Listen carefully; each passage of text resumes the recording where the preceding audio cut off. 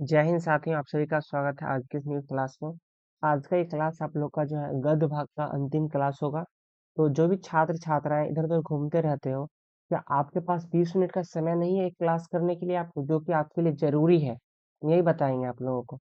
आप लोग भर दिन डांस देखोगे, ये करोगे वो करोगे, मंजूर है, लेकिन सोचोगे 20 मिनट का क्लास हम कैसे कर लेंगे। शायद आपका अपना मर्जी है, सब बच्चे का। चलिए यहाँ पे हम आपका क्लास स्टार्ट यहाँ पे कर देते हैं। जो नहीं कर रहे हैं ना, वो मेरा क्या लेंगे बताइए। वो अपना खुद का समय गंवा रहे हैं। अब मेरे वीडियो के नीचे किसी का डांस आ जाएगा, वो डांस देख लेगा 2 मिनट का, सोचेगा करे यहाँ पे 20 मिनट का क्लास करने से अच्छा है क्या 2 मिनट का हम डांस देख लेते, फिर एक क्लास कर लेंगे।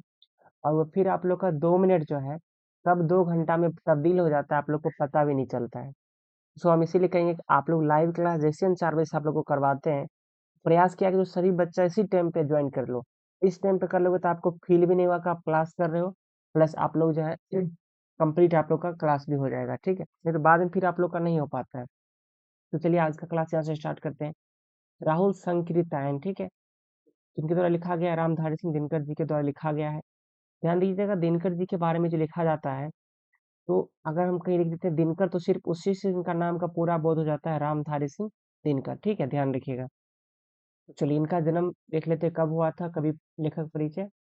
इनका जन्म 23 सितंबर को 1908 ईस्वी में जो है एक निम्न मध्यम वर्ग, यानी कि ना ज्यादा अच्छा परिवार था ना ज्यादा लो परिवार था, मीडियम परिवार में जो इनका, इनके फैमिली जो है कृषि पे आधारित है, तो कृषक परिवार में इनका जन्म हुआ था, जो कि सिमरिया में हुआ था, ठीक है। लेकिन उस टाइम जो है सिमरिया का जिला कौन सा पड़ता था, मुंगेर पड़ता था, ठीक है। लेकिन अब कहाँ पड़ता है, अब बेगूसराय में पड़ता है, ठीक है। उस टाइम पे मुंगेर के अंतर्गत था बेगूसराय भी, उसके बाद उसे टूट के अलग हुआ, ठीक है। अब देखिए, शिक्षा का बात किया जाए तो 1923 में जब मिडिल क्लास की शिक्षा उन्होंने ग्रहण की, और उसके बाद 1928 में जो है मोकामा घाट के रेलवे हाई स्कूल से जो उन्होंने मेट्रिकुलेशन की। उसके बाद 1932 में पटना कॉलेज से उन्होंने ग्रेजुएशन किया इतिहास में ऑनर्स के साथ, ठीक है, हिस्ट्री ऑनर्स किया उन्होंने। और उसके बाद आजीविका 1933 में जो है बरबीघा मुंगेर में नव स्थापित हाई स्कूल में जाके उन्होंने क्या बन गए, प्रधानाध्यापक और पद पे नियुक्त हो गए, ठीक है। आगे देखिए, 1934 से लेकर 1942 तक, यानी कि उन्होंने 8 साल तक बिहार सरकार के अधीन सब रजिस्ट्रार के पद पे रहे। फिर 1943 से जो है 1947 तक प्रांतीय सरकार के युद्ध प्रचार विभाग में कार्यरत रहे। फिर उसके बाद 1947 में जो है बिहार सरकार के जनसंपर्क विभाग में उपनिदेशक के पद पे रहे थे, ठीक है। आप लोग को सारा डेट याद करते जाना है, लिखते जाना, ठीक है। जो बच्चे चैट करते रहते हो भर दिन क्लास में, मुझे किसी से कोई दिक्कत नहीं मेरे भाई, ठीक है। जब एग्जाम में मार्क्स नहीं आएगा ना, तो घर पे जाओगे तो फिर तुम लोग को पता चल जाएगा खुद ही। बाकी हम ज्यादा कुछ नहीं बोलेंगे, आप लोग खुद समझदार हो। इसलिए 2 मिनट का क्लास, 10 मिनट का क्लास कर लो आराम से। उसके बाद जो करना है करो ना, 1 घंटा में तुमको 20 मिनट नहीं दे सकते, 24 घंटा में सोचो।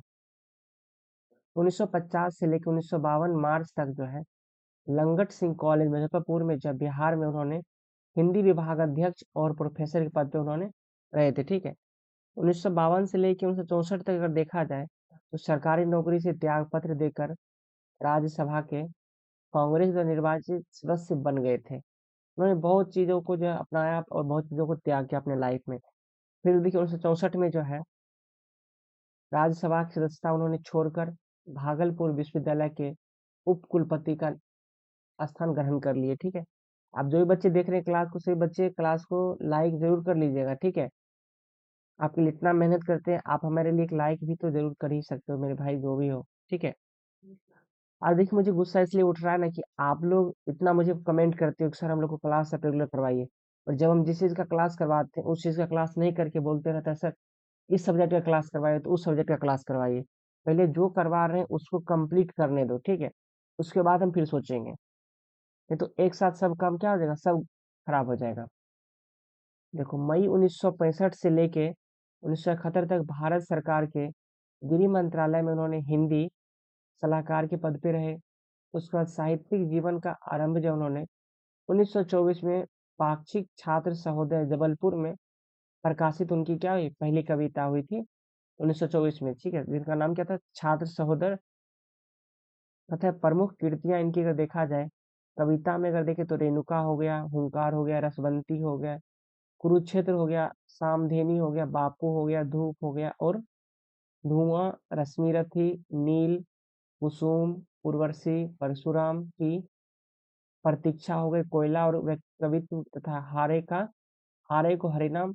और गद्य में देखेंगे तो मिट्टी की ओर, नारीश्वर हो गए, संस्कृत के 4 अध्याय हो गए, काव्य की भूमिका हो गए, पंत प्रसाद और मैथिल शरण, और शुद्ध कविता की खोज जो उन्होंने तथा संस्मरण जो उन्होंने, सम्मान किसको मिला 1959 में उनको जो है संस्कृत के 4 अध्याय पर साहित्य अकादमी पुरस्कार प्राप्त हुआ। ये सब ऑब्जेक्टिव में आप लोगों को आता है एग्जाम में, ठीक है। साहित्य अकादमी पुरस्कार उनको किस साहित्य के लिए मिला था, तो संस्कृत के 4 अध्याय के लिए मिला था, ठीक है। और पद्म विभूषण उपाधि उनको 1952 में जब भागलपुर विश्वविद्यालय की तरफ से डॉक्टर ऑफ लिटरेचर की मानद उपाधि दी गई थी, ठीक है। कहते हैं 1973 में उर्वशी पर भारतीय ज्ञानपीठ पुरस्कार उनको प्राप्त हुआ। और अनेक बार भारतीय और विदेशी सरकारों के निमंत्रण पर विदेश यात्रा उन्होंने करते रहे, लेकिन लास्ट में उनका मृत्यु जो 1974 में 24 अप्रैल को हो गया था, ठीक है। तो चलिए अब हम लोग पढ़ते हैं यहाँ से संस्मरण, जो कि राहुल संकीर्तन जी के बारे में लिखे हैं, ठीक है। मतलब उनको याद करते हैं उन्होंने क्या क्या लिखा उनके बारे में, उसके बारे में डिटेल से पढ़ते हैं, ठीक है। अपने दोस्तों में शेयर कर दीजिएगा क्लास को, ताकि वो लोग भी पढ़ सके। भर दिन में कम से कम 5 मिनट निकाल ही सकता है पढ़ाई के लिए, ठीक है। कहते हैं अपने संस्मरण लेखों के लेखन के संदर्भ में जो है रामधारी सिंह दिनकर जी लिखते हैं कि राहुल संकीर्तन के व्यक्तित्व एवं चरित्र के बारे में विवेचना वो करते हैं, क्या करते हैं सो देखिए। दिनकर जी के अनुसार जो है राहुल जी एक ऐसे धर्म प्रचारक थे, यानी कि धर्म के प्रचार करने वाले आदमी थे, जिनमें धार्मिक परंपरा का जो है कोई आडंबर नहीं था। उनके अंदर कोई भी आडंबर नहीं था, विडंबना नहीं था कोई भी धर्म को लेके, ठीक है। वे एक ऐसे विद्वान थे जिन्हें सारी विद्याओं का ज्ञान था, सभी चीजों का ज्ञान था, ठीक है। किंतु उन विद्याओं में जो उनको डूबकर उन्हें केवल किसी चीज का ग्रहण किया, नास्तिक को ग्रहण किया, यानी कि उस सब चीज को ग्रहण पढ़ के, ठीक है, उनको क्या पता चला कि नहीं, हमको जो है कोई भगवान को हम नहीं मान सकते, क्या बन गए उन्होंने नास्तिक को ग्रहण किया, यानी कि कोई भगवान देवी देवता को नहीं मानने लगे, ठीक है। कहता है साहित्य में रहते हुए भी उन्होंने राजनीति से मोह था। साहित्य का उनको ज्ञान था, साहित्य का काम करते थे, फिर भी उनको जो है राजनीति से मोह था। किंतु उन्हें राजनीति से घृणा एवं झिझक थी कि राजनीति बहुत ही गंदी चीज है, ठीक है। इसलिए राहुल जी इतिहास के मुर्दों का क्षेत्र कहते थे। इतिहास को जो वो क्या कहते थे, मुर्दों का क्षेत्र, क्योंकि वहां पे तो कुछ आपको जिंदा मिलेगा नहीं, सारा चीज किस चीज में मिलता है, अवशेष के रूप में, इसीलिए वो क्या कहते थे, मुर्दों का क्षेत्र कहते थे। इसलिए वे जिंदों के बीच जीने की लालसा लेकर रूस दौड़कर, किंतु वहां आघात मिलते हुए फिर मुर्दों के अपने देश लौट आए। देखिए वो कहते थे कि भारत जो है मुर्दों का देश है, क्योंकि यहाँ पे कोई भी आदमी जो है किसी भी आदमी को कुछ भी करे तो वो उसको किसी तरह का प्रभाव नहीं पड़ता। जैसे कि पहले जमाने में ये था कि कोई आदमी किसी को मार पीट रहा है तो सोचता था अरे हमको नहीं मार पीट रहा है, हम जाएंगे उसको बचाने के लिए, किसी को कोई मारे उससे हमको कोई मतलब नहीं है। तो ये सब से वो क्या कहते थे, अपने मुर्दों का देश कहते थे। और यहाँ पे नहीं रहकर वो कहाँ चल गए, रूस चल गए थे, ठीक है। लेकिन वहां पर फिर उनको जब धोखा मिला तो फिर वो कहाँ आ गए, अपने इंडिया आ गए, ठीक है। तो वे प्रकांड विद्वान थे, बहुत ज्यादा विद्वान थे, और सांस्कृतिक क्रांति के उग्र नेता थे। कौन, राहुल संकृत्यायन जी, ठीक है। अतः क्रांतिदर्शी परिश्रमी थे, और दुनिया उन्हें जो असाधारण एवं अज्ञेय रहस्य मानकर विस्मय करती थी, यानी कि उनको याद करती थी कि बहुत ही दिव्य पुरुष थे, बहुत ही असाधारण आदमी थे, जो उन्होंने क्या किया, इतना चीजों के बारे में विश्लेषण किया, इतना चीज उनके पास ज्ञान था। कहता अति साधारण मानकर खिल्ली उड़ाती थी। कहता ऐसा व्यक्ति देवताओं के सामने, मनुष्य और स्वर्ग के सामने पृथ्वी को पूजने वाला था, यानी कि एक ऐसा व्यक्ति था जिसको कि देवताओं के सामने मनुष्य कहा जाएगा तो सबसे उच्च कोटि का मनुष्य, और स्वर्ग के सामने पृथ्वी को पूजने वाला था आदमी, ठीक है। कहते राहुल जी अपने तर्क के तीखे बाणों से परंपरा, रूढ़ि और प्राचीन संस्कारों पर कुटिल व्यंग कसने के आदि थे, यानी कि वो जो है मजाक उड़ाने का काम करते थे, किस चीज को, प्राचीन संस्कारों का कार्य, ये सब क्या है, सब कुछ छोड़ो, ये सब कुछ नहीं है, ठीक है, इस टाइप के आदमी थे वो। वे लेकिन ढूंढ के क्या थे, बहुत ही पक्के आदमी थे, जो सोच लेंगे वो करे के ही रहेंगे, ठीक है। कहते हैं लगन के करे तथा विचित्रार्थ के आगार थे वो। अपनी भूमिका में दिनकर जी ने स्वर्गीय श्री काशी प्रसाद जायसवाल, डॉक्टर राजेंद्र प्रसाद तथा टंडन जी के समकालीन जो है संकीर्तायन जी को माना है। उन्होंने माना है कि जिस टाइम पे डॉक्टर राजेंद्र प्रसाद हुआ करते थे या फिर डॉक्टर काशी जायसवाल जी थे तथा टंडन जी थे, उसी के समकालीन मतलब उसी के समय में इनका भी क्या था, सारा प्रोसेस जन्म उन्म हुआ था। ठीक है, इसलिए उनका समकालीन इनको मानते हैं। ठीक है, ये कहते हैं कि राहुल जी जो है गौतम बुद्ध से मिलते जुलते विचार के आदमी थे और वे जीव मात्र के प्रति दुर्भावना से मुक्त थे। जीव के दुर्भावना से वो मुक्त थे कि कोई भी जीव जो है छोटा बड़ा नहीं तो सब जो है आपस में बराबर होता है। ठीक है, कहते हैं कि उनका दृष्टिकोण जब बहुत ही विश्वव्यापी था, वो अब सिर्फ अपने देश के लिए नहीं सोचते थे बल्कि पूरे विश्व के लिए सोचते थे। वे पूर्ण रूप से सुस्थिर एवं शांत थे व्यक्ति। ठीक है, कहते हैं उनका व्यक्तित्व एक ऐसा था जिसके पीछे लोग दौड़ जाते थे, जैसे गौतम या ईसा मसीह के पीछे लोग चलते थे। इतना ज्यादा उनका उत्कृष्ट विचार था। ठीक है, कहते हैं कि राहुल जी का शरीर 6 फीट लंबा था। वे एक दिव्य विशिष्ट मूर्ति के समान शांत एवं निश्चित दिखाई पड़ते थे और हिंदी साहित्य सम्मेलन की एक सभा में राहुल जी एक प्रस्तावक के रूप में प्रतिनिधि भी चुने गए थे। ठीक है, तो जायसवाल जी ने उन्हें उस अवसर पर तिब्बत का प्रतिनिधि करने के रूप में अभिहित किए थे। उनको प्रतिनिधित्व किए थे रूस की तरफ से प्रतिनिधित्व करने के लिए। ठीक है, आगे देखिए, कहता है कि राहुल जी जो है, ये मैं आपको समराइज करवा रहा हूँ, इनके सारांश करवा रहा हूँ राहुल जी का। ठीक है, आपके एग्जाम में अगर आता है, आप लोग वहां पे सिर्फ इसको छाप देना पूरा जाके। ठीक है, फुल मार्क्स आप लोगों को मिल जाएगा, घबराने की कोई जरूरत नहीं है। ठीक है, राहुल जी में महामानव के अनेक गुण थे।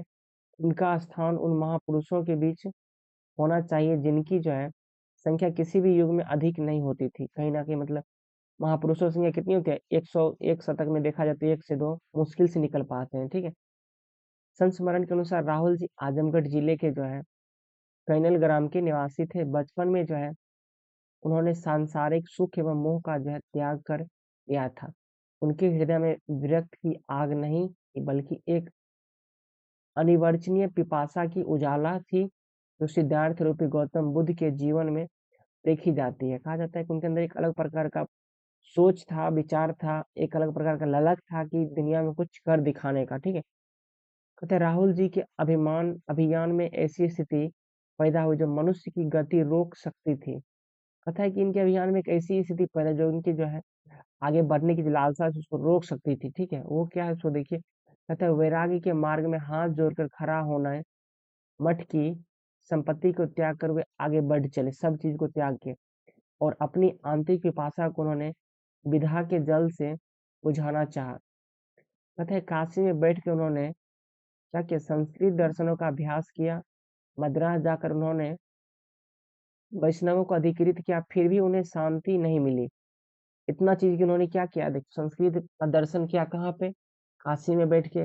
मद्रास जाकर उन्होंने क्या किया, वैष्णवों को जो है अधिकृत किया, बढ़ावा दिया, फिर भी उन्हें जो है शांति नहीं मिली। और अपने लिए तथा समस्त मानव जाति के लिए जो है जिस आलोक की खोज में चल रहे थे उसकी प्राप्ति देवताओं की गुलामी करने से नहीं हो सकती थी। वो जैसा चीज खोज रहे थे वो भगवान की पूजा करने सिर्फ से नहीं मिलने वाला था। ठीक है, निराश होकर वे कहाँ पहुंचे, लंका पहुंचे और एक दुर्दांत रूप धारण किए, बहुत ही खराब रूप धारण किए। लगभग 2 वर्षों की कठोर तपस्या एवं बौद्ध दर्शन के मंथन के उपरांत नई चेतना आई और वे रामोदर दास से राहुल संकीर्तायन बन गए। देखिए उनका पहला नाम क्या था, रामोदर दास था, लेकिन अब वो क्या बन गए, राहुल संकीर्तायन बन गए।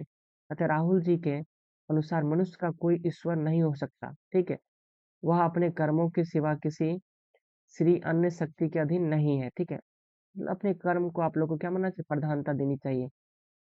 इस प्रकार जो है राहुल जी के मन में मनुष्य की महत्ता चमक उठी थी। और इसी बीच हिंदी साहित्य काश में उनका उदय धूमकेतु के रूप में होता है। जैसे धूमकेतु क्या होता है, अचानक आएगा और पूरा सारा जगह प्रकाशित में कर देता है। ठीक है, तो धूमकेतु के रूप में उनका साहित्य में एंट्री हुआ। पता है तिब्बत से जो है बौद्ध दर्शन को भारत लाकर उन्होंने क्रांति ला दी। और राहुल जी ने लगभग 150 ग्रंथों का जो है लेखन खुद से किया है। और वसुता जो है राहुल जी अपनी परंपरा के गुरु तथागत से मिलते जुलते थे, यानी कि अपने परंपरा के जो गुरु थे उनके, उनसे उनका विचार मिलता जुलता था। तथा सिवा इसके कि उनकी आंखों में बुद्धि की आंखें की नीलिमा नहीं है। उनकी बात इतनी सरल होती है कि वे दिल को छू लेती है। लगता है सिर्फ उनकी आंख में इतनी अंतर है कि उनकी बात जो है इतना सरल था कि कोई तुम बात बोल रहे तो उनको दिल को छू लेती थी। ठीक है, आगे देखिए, कहता है उनकी दृष्टि में समय और श्रम से अधिक मूल्यवान कोई भी वस्तु नहीं है। उनकी दृष्टि में समय सबसे ज्यादा मूल्यवान है और दूसरा आपका श्रम, आपका मेहनत। वे चम्मच से इसलिए खाते हैं कि हाथ धोने में समय बर्बाद नहीं हो। उसके बाद देखिए, वे एक साधु पुरुष थे जो निष्काम, निर्लिप्त और अपने में पूर्ण थे। मतलब निष्काम, बिना काम की किसी से बातचीत नहीं करना, निर्लिप्त, किसी से अपना कोई का कोई झंझट जो हो गया, या फिर अपने खुद में मस्त रहने वाला आदमी थे वो। ठीक है, और उनके मुंह से निकली हुई जो है बात ना सुनने योग्य होकर भी कानों को अप्रिय नहीं लगती थी। अगर वो कुछ उनको लगे कि अगर खराब ही बोल रहे हैं तो दूसरे आदमी को क्या लगता था, अच्छा लगता है कि नहीं वाकई में ये बात सही है। कहता है एक बार जो है जायसवाल जी के यह पूछने पर कि यदि ईश्वर नहीं है तो यह सृष्टि कहाँ से आई, इस क्वेश्चन पे राहुल जी ने झट से जवाब दिया, कौन कहता है कि ईश्वर नहीं है? जरूर, लेकिन बहुत दिन हुए बेचारा मर गए, देखते नहीं दुनिया कितनी दुखी है। इस प्रकार राहुल जी ने उस क्वेश्चन का आंसर दिया। ठीक है, और वे जो है एक प्रकार से व्यंग के धनी भी आदमी थे। तथा दिनकर जी के अनुसार संत और राहुल जी में कोई भी भेद नहीं था, दोनों एक समान होते हैं। ठीक है, यानी कि राहुल जी बोला जाए तो एक प्रकार के संत ही थे। वे एक संत के साथ पंडित भी थे। उन्होंने हिंदी के बौद्ध साहित्य भंडार को पाली छोड़कर भारत की अन्य भाषाओं में भी आगे बढ़ाया। पाली भाषा को छोड़ के बाकी सभी भाषा में उन्होंने आगे बढ़ाने का काम किया। अतः सारता राहुल संकीर्तन जी हिंदी साहित्य संसार के प्रतिमान माने जाते हैं, और उनका साहित्य अपने समय का जीवंत दस्तावेज है, मतलब जिंदा दिखने वाला दस्तावेज है। राहुल जी ने अपने उपन्यास साहित्य के द्वारा समाज में व्याप्त परिस्थितियों को सटीक वर्णित किया है, और समाज की परिधि बड़ी विस्तृत एवं व्यापक है। सामाजिक चेतना की मूल प्रकृति जो है समष्टिवादी होती है, और इसके जो है अंतर्गत व्यक्ति की अपेक्षा समस्त समाज को एवं एक इकाई के रूप में देखने का भाव निहित है। उसके बाद देखिए, कहता है कि साहित्य समाज के लिए प्रेरणास्पद एवं नीति निर्धारक कार्य करता है। कौन? उनका जो लेखक है वो। ठीक है, लेखन उन्होंने जो लिख के गए यहाँ से वो सब चीज। कहता है उसी प्रकार समाज जो है साहित्य को उर्वरा भूमि प्रदान कर पुष्पित एवं पल्लवित होने का वातावरण उपलब्ध करवाता है। आज के समय में भी हमारे यहाँ बहुत सारे साहित्य जो पढ़ने योग्य है, हम लोग पढ़ते भी हिंदी साहित्य में। कहते हैं मूल रूप से जो है साहित्य का आधार क्या होता है, हमारा जीवन ही होता है। जीवन के आधार पर ही उसको लिखा जाता है साहित्य को। कहते हैं वह जीवन की आधारशिला के सहारे ही टिका होता है आप लोग का। तो रामधारी सिंह दिनकर जी का कहना है कि साहित्य की जो अट्टालिका वो जीवन की आधारशिला पर क्या होती है, खड़ी होती है, और साहित्यकार के हृदय के तार तब तक नहीं बजते जब तक उन पर जीवन का आघात कोई भी नहीं होता, उनके ऊपर कोई भी प्रकार का दबाव नहीं होता है, तो उनके अंदर फिर ऐसा लिखने का कैपेसिटी नहीं आ पाती है। ठीक है, उसके लिए आप लोगों को सांसारिक मोह माया को त्याग के आगे बढ़ना ही पड़ेगा। अतः साहित्य जो है मानव जीवन को ही प्रकाशित करता है, और व्यक्ति समाज का अभिन्न अंग है। समाज के बिना व्यक्ति का कोई भी वजूद नहीं होता। सही बात है, सामाजिक प्राणी होने के नाते साहित्यकार जो है बड़ी महान कहलवा सकते हैं अपने आप को, जो समाज के प्रति जागरूक एवं प्रतिबद्ध होते हुए, जिनमें सामाजिक चेतना होती है, और जो समाज के प्रति जागरूक एवं जो है प्रतिबद्ध होकर जिनमें सामाजिक चेतना का व्याप सबसे ज्यादा होता है। समाज के बारे में सबसे ज्यादा कौन सोचते हैं? साहित्यिक आदमी। ठीक है, जो समाज के प्रति 100% क्या होते हैं, समर्पित होते हैं। साहित्यकार को जो है सामाजिक माना जाता है, और सामाजिक वह होता है जो संवेदन ग्रहण कर, यानी कि वहाँ का विचार ग्रहण कर, वहाँ के दुख सुख सारे चीज को लिप्त को अपने अंदर समा के वह व्यक्ति की संवेदना को जागृत करता है, बढ़ावा देता है, दूसरे आदमी के सोच को आगे बढ़ावा देता है। तो व्यक्ति आत्म साक्षर भी साक्षात्कार भी खुद को करता है। अब देखिए, आत्म साक्षात्कार होने पर व्यक्ति जो है अपने आप को ऊपर उठाकर विराट तक पहुंचाता है। सामाजिक चेतना के बिना व्यक्ति अधूरा होता है। जब तक आपका सामाजिक चेतना नहीं मिलेगा तब तक आप क्या, अधूरा है। राहुल संकीर्तन जी की एक चेतना एवं संवेदना संपन्न व्यक्ति थे वो एक ऐसे समाज की स्थापना का स्वप्न देखते थे जहां अमीर गरीब ऊंच नीच धनी निर्धन का अंतर बिल्कुल भी ना हो, और धार्मिक रूढ़िवाद के यानी कि धार्मिक विडंबना वाले लोग हिंदू मुस्लिम सिख ईसाई वाले लोग बिल्कुल भी ना हो, और व्यक्ति के परिश्रम का सम्मान हो कि आदमी इतना मेहनत करता है इसका वैल्यू करो, और सबको सम्मान एवं न्याय एवं उन्नति के एक जैसे अवसर प्राप्त हो। तो वीडियो को जो बच्चे नहीं लाइक किए हो अभी भी कर देना लाइक, ठीक है, इतना हम प्यार से बोल रहे हैं। और आज का क्लास आप लोग का खत्म हुआ, फाइनली आप लोग का गद भाग, ठीक है, कल से हम लोग करेंगे। जो बच्चे नए आ रहे हो सब क्लास 4 बजे जो है लाइव में जुड़ा करो, ठीक है, ज्यादा से ज्यादा बच्चे, तभी क्लास को करने में मजा आने वाला है। मिलते हैं कल की क्लास में, तब तक के लिए tata bye bye, take care.